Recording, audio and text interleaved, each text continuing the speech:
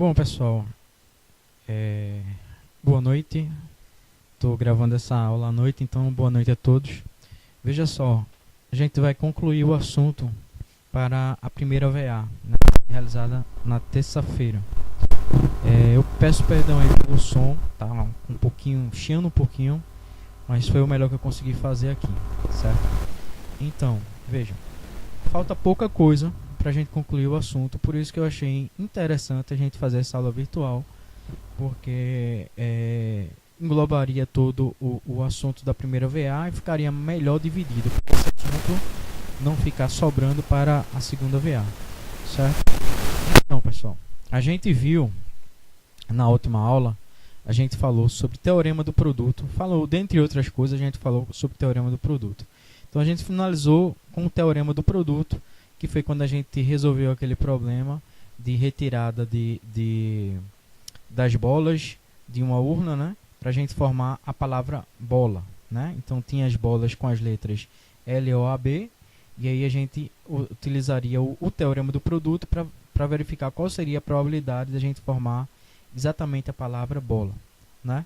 Bom, então, o que faltou a gente ver? Faltou a gente ver eventos independentes, certo? E mais dois teoremas, que um é chamado teorema da probabilidade total e outro é chamado teorema de Bayes. Então, vamos ver aqui rapidamente o que são eventos independentes. Veja só, acompanhando aí os slides, a gente tem o seguinte: sejam A e B eventos contidos no espaço amostral ômega. Então, veja, essa é a condição. Se isso for verdade, pessoal, se isso aí, o que está escrito aí, for verdade, então a gente tem que os eventos A e B são ditos independentes. Então, o que é? Eu preciso que a probabilidade da interseção entre A e B seja simplesmente o produto entre a probabilidade de A e a probabilidade de B, certo? Então, veja que a gente tem algo parecido com o teorema do produto. Teorema do produto para dois eventos, eu vou botar aqui os slides, a gente tinha o quê? Teorema do produto, eu tinha P de A inter B, como está escrito aqui, ó, o mouse passando, né? P de A inter B é igual a P de B vezes P de A dado B. Só que esse A dado B, pessoal, não vai fazer sentido quando os eventos forem independentes. Por quê? Porque se A for independente, na realidade, se B for independente de A, então ele não influencia em nada o resultado de A. Então isso aqui, o teorema do produto, se os dois eventos forem independentes, o evento A e o evento B forem independentes, o teorema do produto na realidade passa a ser P de A inter B igual a P de B vezes P de A, porque o dado B pouco vai influenciar.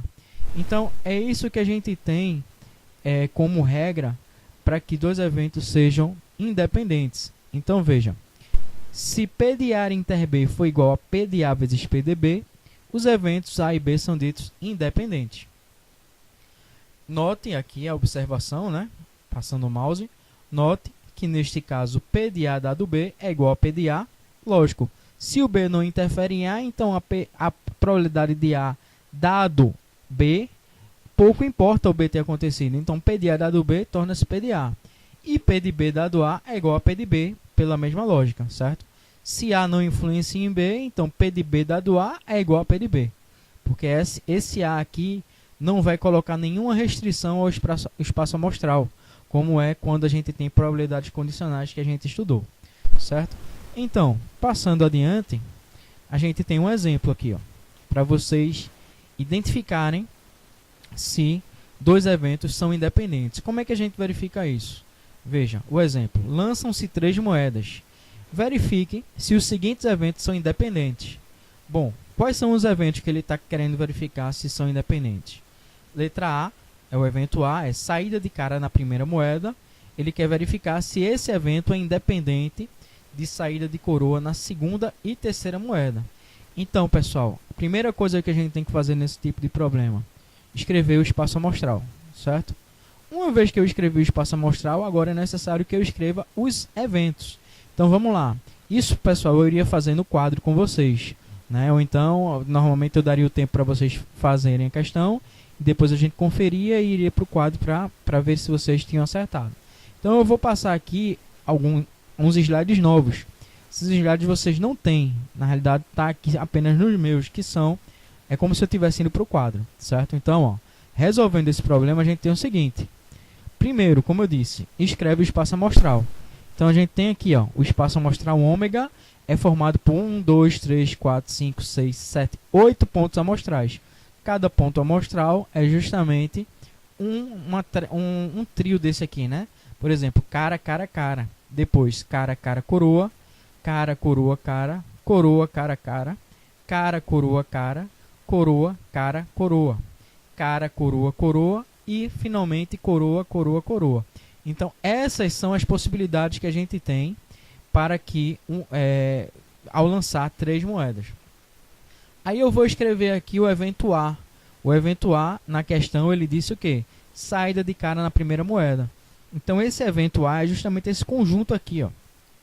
Então, se eu pedir para vocês escreverem um evento, vocês vão escrever simplesmente um conjunto. Então, ó, saída de cara na primeira moeda é formada apenas por esses 4 pontos aqui. Então, cara, cara, cara, ó, a gente vê que tem cara na primeira moeda, cara, cara, coroa, tem cara na primeira moeda, cara, coroa, cara, tem cara na primeira moeda, cara, coroa, coroa, tem cara na primeira moeda. Então, apenas esses 4 satisfazem essa condição, saída de cara na primeira moeda. Então, esse evento aqui é representado por esse conjunto. Se eu quiser, eu posso calcular a probabilidade desse evento. Se existem 4 possibilidades, em 8 no total, né? Então, a probabilidade desse evento é 4 sobre 8, como a gente já estudou anteriormente. 4 sobre 8 simplificando, fica 1/2, tá? Então, passando aqui para o próximo slide, a gente tem a continuação da resolução. Veja, o evento B é saída de coroa na segunda e terceira moeda. Portanto, B vai ser dado por cara, coroa, coroa, coroa, coroa e coroa. São apenas esses 2 pontos que satisfazem isso. Saída de coroa na segunda e terceira moeda. Então, eu tenho coroa aqui na segunda, coroa na terceira. Aqui também, coroa na segunda, coroa na terceira. Então, isso aqui representa esse evento B. Portanto, probabilidade de B são 2 chances, né? Tem aqui esses 2 pontos amostrais, em 8 possibilidades. 2 sobre 8 é igual a 1/4. Então, como eu disse a vocês anteriormente, para que 2 eventos sejam independentes, é necessário que a probabilidade da interseção entre A e B seja igual a P de A vezes P de B. Então, verificando essa condição para o problema, a gente vai ter o quê? P de A, a gente calculou no slide anterior, foi 1 sobre 2. P de B, 1 sobre 4, que a gente calculou nesse aqui slide. Então, 1/2 vezes 1/4 é 1/8. Beleza, esse é o resultado de P de A vezes P de B. Agora, quem seria o conjunto A inter B? Se vocês olharem, a interseção entre o conjunto A e o conjunto B é formado por apenas um ponto amostral, que é cara, coroa, coroa, certo? E a probabilidade desse ponto amostral aqui, desse conjunto, é justamente uma chance em 8 possibilidades, já que existem 8 elementos no espaço amostral. Então, veja que P de A inter B foi igual a P de A vezes P de B. Ora, pessoal, para que 2 eventos sejam independentes, é necessário que isso seja igual. Então, como aqui aconteceu de P de A inter B ser igual a P de A vezes P de B, a gente conclui que esses 2 eventos são realmente independentes, certo? Então, como esses resultados são iguais, os eventos A e B são independentes, ok? Então, prosseguindo, pessoal, a gente tem a generalização dessas condições. Veja, para a gente verificar se 2 eventos são independentes, basta a gente verificar aquela condição. P de A inter B tem que ser igual a P de A vezes P de B. Entretanto, para verificarmos se 3 eventos, por exemplo, A, B e C, são independentes, a gente vai ter que verificar mais algumas proposições, não somente uma. Na realidade, para 3 eventos, a gente tem 4 proposições a serem verificadas. Então, veja como é que funciona. Para que os eventos sejam independentes, é necessário que P de A inter B inter C seja igual a P de A vezes P de B vezes P de C. Mas não somente isso. É necessário que todos os pares de combinações 2 a 2 também sejam independentes. Então, P de A inter B tem que ser igual a P de A vezes P de B. P de A inter C tem que ser igual a P de A vezes P de C. P de B inter C tem que ser igual a P de B vezes P de C. Pessoal, basta uma dessas proposições aqui falharem, que a gente não vai ter que os eventos A, B e C são independentes, certo? Então, se apenas uma dessas proposições falharem, a gente não tem mais a independência. Aqui, na realidade, está escrito errado. Ó. Se apenas uma proposição não for satisfeita, os eventos são dependentes. Corrijam aí, por favor. Se apenas uma proposição não for satisfeita, os eventos são dependentes. Para que eles sejam independentes, todas as proposições têm que ser verdadeiras. Ok? Então, aqui, ó, onde o mouse está passando, por favor, corrijam no slide de vocês. Aqui é dependente. Pode cortar esse in. Ok? Então, mais uma observação é que se A e B são mutuamente excludentes, então A e B são dependentes. Claro, né? Por quê? Porque a gente sabe que dois eventos são mutuamente excludentes quando um acontece, a gente sabe que o outro automaticamente não acontece. Então, existe uma relação de dependência aí, né? Se A e B são mutuamente excludentes, significa que, por exemplo, se B acontece, A não acontece e vice-versa. Então, existe uma dependência aí, certo? Então, se os dois eventos são mutuamente excludentes, então A e B são dependentes. Pois se A ocorre, B não ocorre, ou seja, a ocorrência de um evento condiciona a não ocorrência do outro. Ok? Então,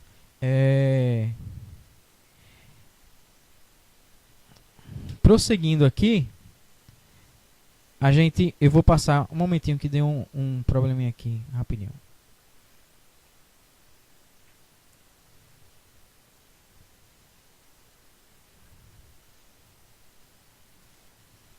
Ok, vou passar aqui. Veja, aqui eu tenho um problema simples, um problema bem simples, que às vezes a pessoa não capta que os dois eventos são independentes. Veja o problema. A probabilidade de que um homem esteja vivo daqui a 30 anos é 2/5. A de que sua mulher esteja viva daqui a 30 anos é de 2/3. Determine a probabilidade de que daqui a 30 anos ambos estejam vivos. Somente o homem esteja vivo, somente a mulher esteja viva, nenhum esteja vivo, pelo menos um esteja vivo. Então eu tenho aí 5 problemas a resolver. Veja, pessoal, eu faço uma pergunta a vocês. Quando o homem morre, a mulher morre imediatamente? Existe uma relação de dependência? Tipo, isso a gente está falando de forma geral. Eu não estou falando de exceções, eu estou falando de casos gerais. Se o homem morre, a mulher morre imediatamente, ou vice-versa, se a mulher morre, o homem morre? Não necessariamente, né? A gente sabe que isso às vezes acontece quando o casal bem velhinho, um morre, aí o outro morre atrás. Mas isso não é uma regra, isso é uma exceção, certo, pessoal? Então, a partir disso, você conclui que os eventos homem vivo e mulher viva, ou homem morto e mulher morta, são independentes. Então, cada uma dessas questões aí, a gente pode utilizar o teorema da independência e resolver. Então, como é que a gente vai resolver isso? Vou passar para o slide de resolução, certo? Veja.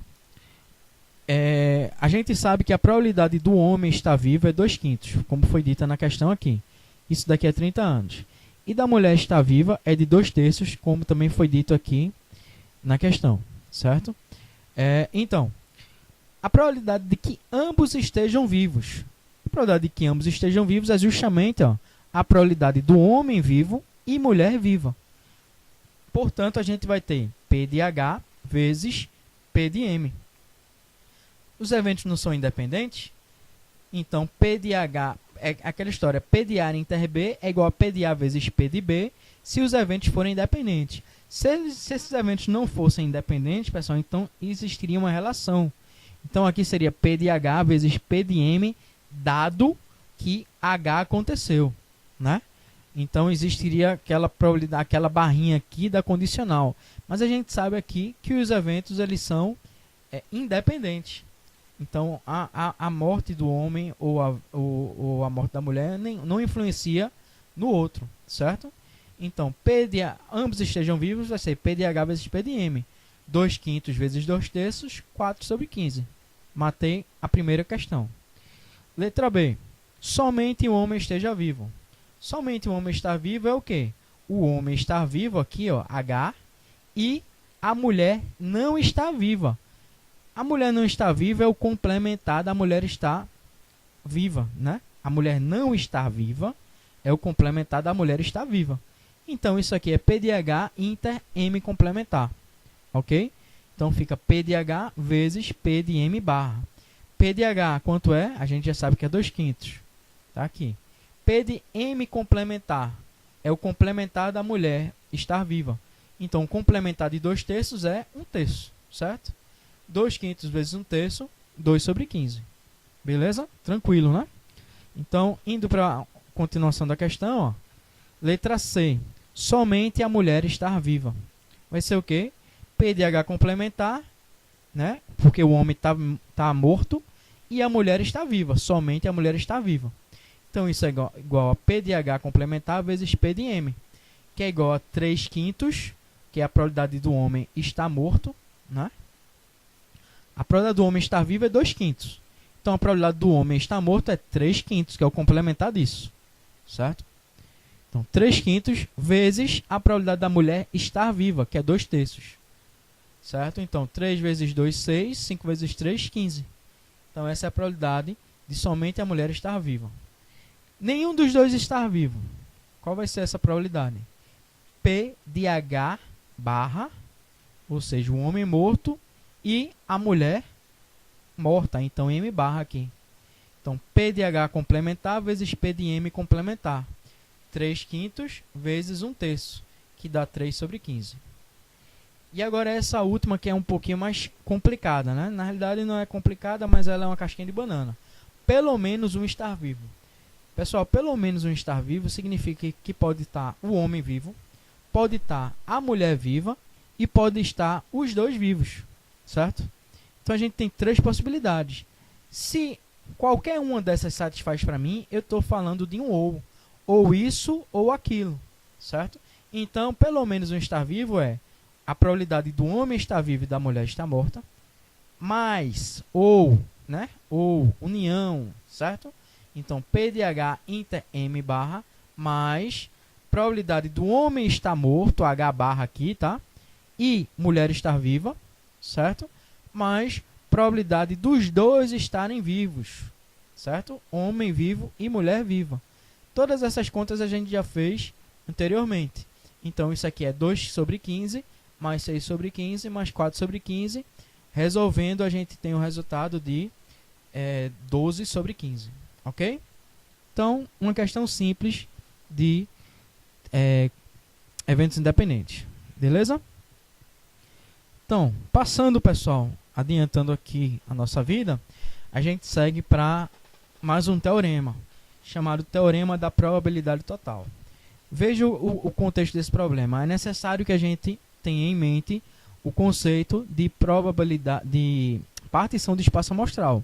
Não sei se vocês lembram, mas uma partição do espaço amostral é formada por uma união de conjuntos, cuja união de todos esses conjuntos é o próprio espaço amostral, né?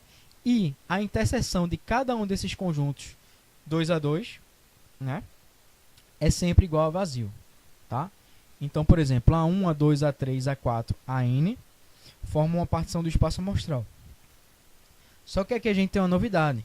Seja B um evento qualquer, apareceu um evento B aqui, ó, um evento qualquer. Esse evento, quando ele fala em um evento qualquer, eu estou falando que não necessariamente ele é um evento que faz parte da partição do espaço amostral.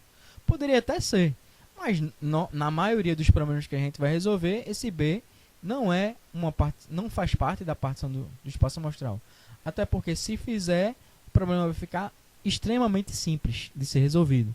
Então a gente vai ter que o B, ele pega aqui elementos, ó, ele apresenta interseção com alguns elementos que formam a partição do espaço amostral, certo? Então B é um evento qualquer presente no espaço amostral, tá? Então a gente vai criar um teorema chamado Teorema da Probabilidade Total, que ele diz isso aqui, ó, P de B é igual ao somatório de P de AI vezes P de B dado aí, certo? Mas por que isso? Por que é que isso acontece? Vamos ver aqui. Veja. Lembramos, né? Isso aí eu já acabei de falar, mas lembramos que uma partição do espaço amostral apresenta N eventos mutuamente excludentes, ou seja, qualquer interseção entre dois eventos é sempre vazia, né? E a união de todos esses eventos forma uma partição do espaço amostral. Então, por exemplo, esse desenhozinho aqui está representando uma partição do espaço amostral. Veja que nenhum dos eventos aqui apresenta interseção entre si. E a união de todos eles forma o próprio ômega, né? O próprio espaço amostral. Agora, só que apareceu, como eu disse, apareceu um evento qualquer, um B. Olhando aqui para essa figura de baixo, ó, apareceu um evento B qualquer. Então, esse evento B, ele não faz parte da partição do espaço amostral, mas ele está inserido no espaço amostral. Ele apareceu aqui, é um evento B. Certo? Então, ó, passando para outro slide, a gente tem o quê? Que esse evento que está inserido aqui no espaço amostral B, ele pode ser escrito dessa forma. Ó. B é igual à união de todas as interseções entre B e os outros eventos. Certo? Então, por exemplo, olhando para essa figura, B é igual à união de A1 inter B. A1 inter B é vazio. Então, isso aqui é vazio. Unido com A2 inter B. Opa, tem um pedacinho aqui. Ó. A2 inter B. Unido com A3 inter B. A3 inter B está aqui. Unido com A4 inter B. A4 inter B não tem interseção nenhuma, então isso é vazio. Unido com A5 inter B. Tem esse pedacinho aqui. Ó. Quando eu faço a união de todas essas interseções, eu encontrei justamente o evento B. Então, eu posso dizer que a probabilidade do evento B é igual à probabilidade das interseções somadas. Né? Já que eu tinha união aqui, eu passo a ter soma. Eu tinha união aqui, eu passo a ter soma.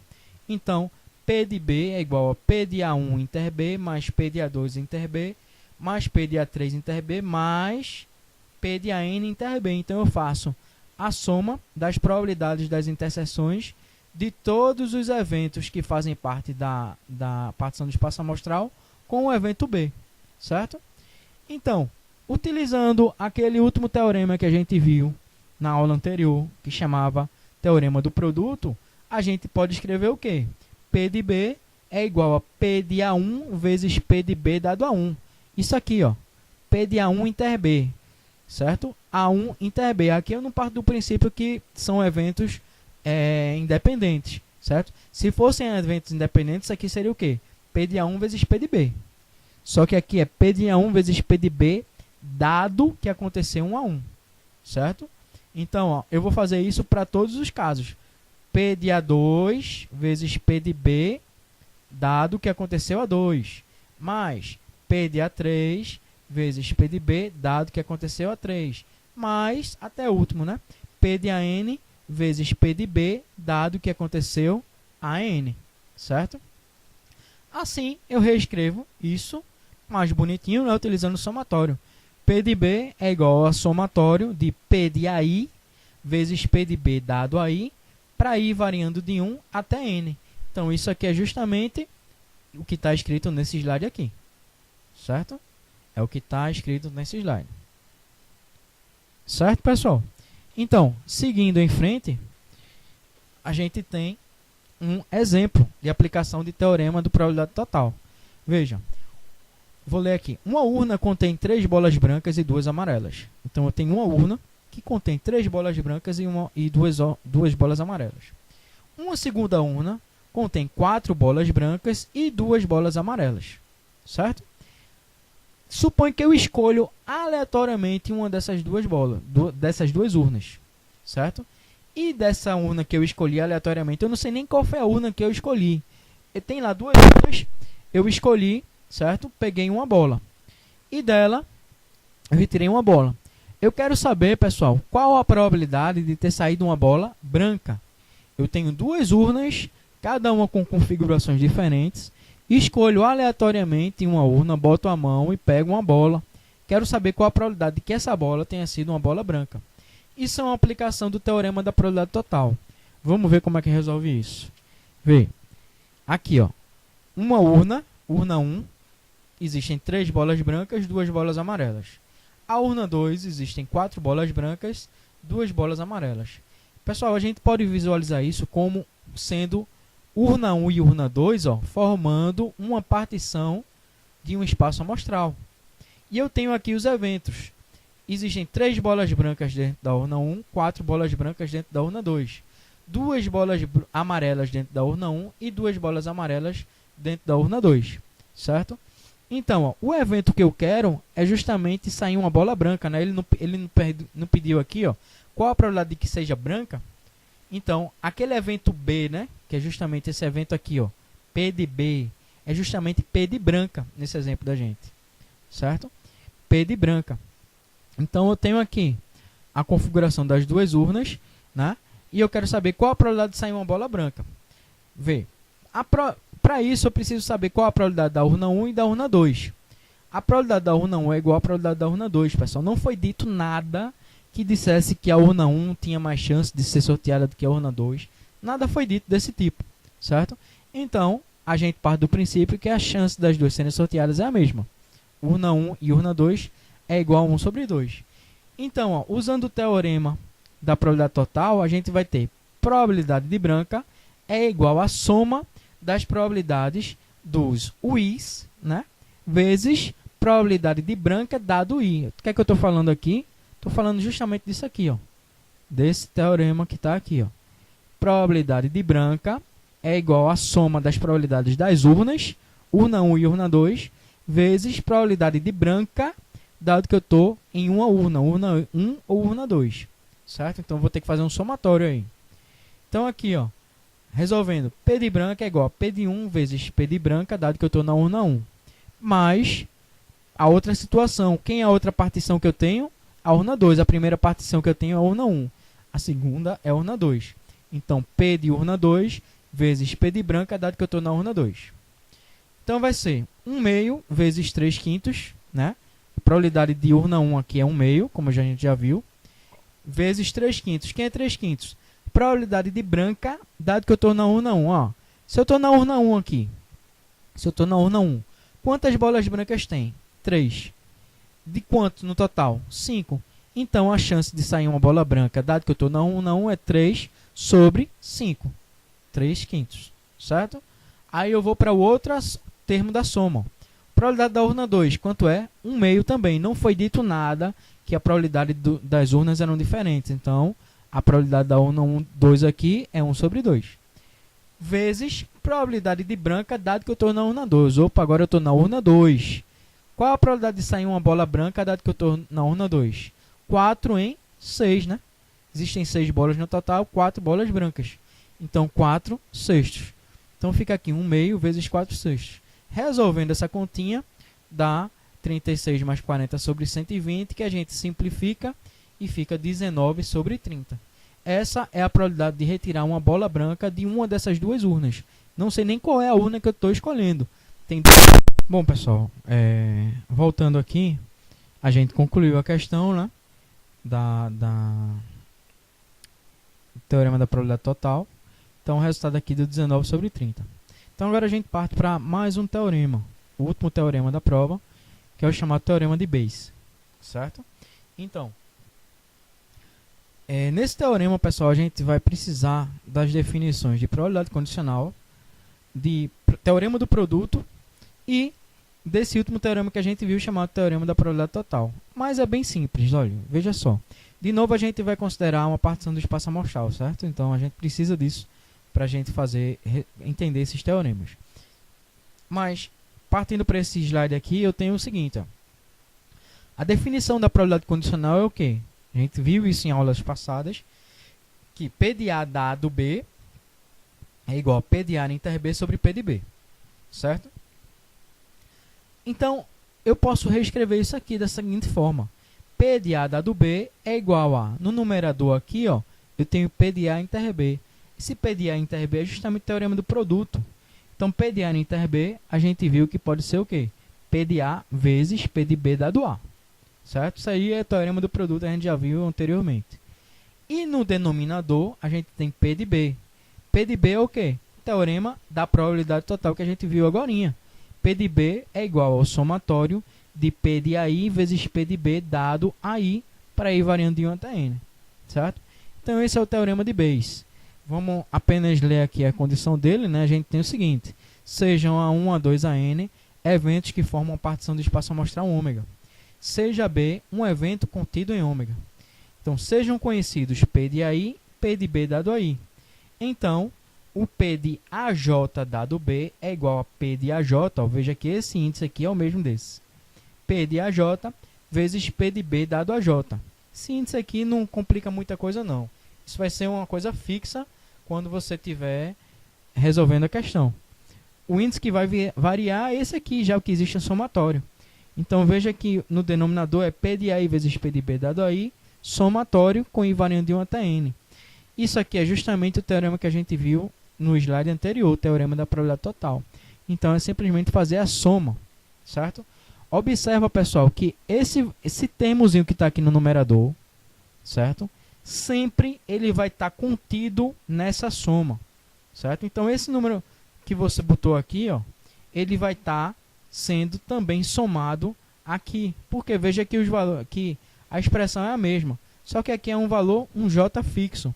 Esse J é um dos I's que variam aqui, de I variando de 1 até N, certo? Então, isso aqui a gente já comentou. Eu vou apresentar um exemplo para ficar mais claro para vocês. Veja, exemplo em que a gente pode ter a necessidade de usar esse tipo de teorema. Nesse tipo de teorema, pessoal, sempre vai ser dado uma evidência. O que é isso? Vê como é que a gente escreve aqui o teorema. P de AJ dado B. Esse B aqui é justamente uma evidência, é algo que aconteceu. Eu quero saber a probabilidade de um evento AJ, dado que algo aconteceu. Certo? Então, ó, sempre que você tiver um problema que apresenta uma evidência, você lembre-se logo do teorema de Bayes. Então, ó, temos duas urnas, A e B. De novo, urnas.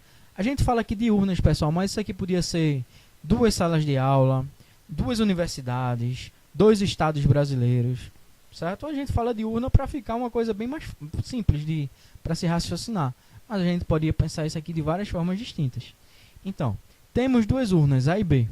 A urna A tem 3 moedas de ouro e 2 de prata, certo? A urna B tem 4 moedas de ouro e 1 de prata. Seleciona-se uma urna. Então, aleatoriamente, eu vou novamente, como o slide anterior, eu vou selecionar uma urna, certo? E aí, eu vou retirar uma moeda. Aí, só que agora eu vou te dar uma evidência. Eu vou dizer, a moeda é de ouro, certo? Então, seleciona-se uma urna e dela retira-se uma moeda. A moeda é de ouro. Qual a probabilidade de que a urna A tenha sido a escolhida? Então, veja. Eu tenho duas urnas, urna A e urna B. Eu vou escolher aleatoriamente uma dessas urnas e vou retirar uma moeda. Vou olhar a moeda, vou dizer, ó, a moeda que eu tirei foi de ouro. Aí vai vir a minha pergunta. Qual a probabilidade dessa moeda que é de ouro ter vindo da urna A? Certo? Então, isso é um exemplo clássico de aplicação do teorema de Bayes. Então, vamos lá. Resolução. Ó. Eu tenho a urna A, que existem 3 moedas de ouro e 2 de prata. A urna B, existem 4 moedas de ouro e 1 de prata. Escolhe-se aleatoriamente uma urna e retira-se uma moeda. Pessoal, de novo, são duas urnas. Não foi dito nada que uma urna tinha maior chance de ser sorteada do que a outra. Não foi dito nada, certo? Então, você já sabe aí que as urnas têm a mesma chance de serem escolhidas, certo? Escolhe-se aleatoriamente uma urna e retira-se a moeda. Evidência, é dado uma evidência. A moeda é de ouro, certo? A moeda é de ouro. Aí eu venho com a pergunta. Qual a probabilidade de que a urna A tenha sido a escolhida? Então, ele quer justamente isso aqui, ó. Probabilidade de urna A, dado a minha evidência, que é o quê? A moeda de ouro. Então, é justamente o que ele quer que você calcule é isso. P de UA, dado que saiu ouro. Então, como é que a gente vai calcular? Utilizando o teorema de Bayes. P de UA, dado que saiu ouro, é o quê? P de UA vezes P de ouro, dado que saiu A. Então, imagine esses UAs aqui, como o A, na realidade, o A e o B, né, que é a urna A e a urna B, como sendo, de novo, uma partição do espaço amostral. e eu tenho os eventos lá internos, que seria P de ouro, que é o que ele quer, certo? Então, usando o teorema de Bayes, vai ficar P de UA vezes P de ouro, dado que saiu, que eu estou na urna A, sobre a soma das probabilidades para todas as partições. Ó.